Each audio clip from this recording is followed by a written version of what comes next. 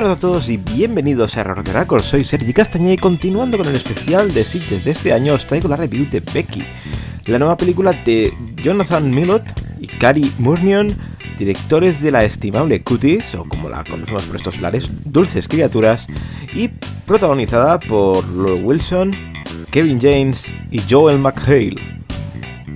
El fin de semana en un lago con un adolescente que pasa unos días con su padre toma un rumbo inesperado cuando un grupo de convictos aparece de súbito en sus vidas. Luke Wilson la recordamos por haber protagonizado hace unos años Annabelle Creation, la segunda parte de la trilogía que daba origen a la muñeca originada en la saga de Conjuring. Ahora la tenemos más crecidita y protagonizando un home invasion de manual donde la clásica familia es asaltada por unos prófugos que hacen de las suyas y Becky, esta muchachita de 13 años que interpreta a Lulu, se lía a vengarse con estos hombretones nazis que intentan asaltar su preciosa casa. Lo mejor es que la pequeña Lulu Wilson lleva ya solita todo el metraje y es algo que a su corta edad ya es todo un halago.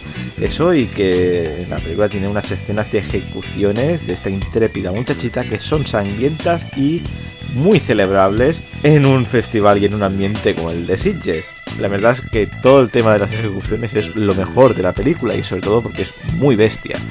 Lo peor son algunos momentos de flashback que para mí frenan en exceso la trama ni la interrumpen, cortándonos el rollo, y personalmente de habernos ahorrado o de situarlos en el metraje de una manera diferente, la película habría ganado muchos enteros. Eso, y que la película, pese a lo divertida que es, porque es muy divertida, es otra película más de Home Invasion que aporta poco o nada al género.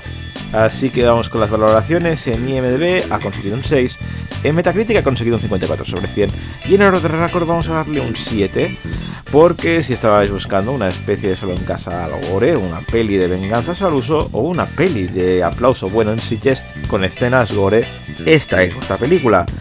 Pena que en lo demás tampoco es que aporte demasiado. Recordad que las valoraciones son personales y que si tenéis la vuestra podéis dejarla aquí abajo en la caja de comentarios.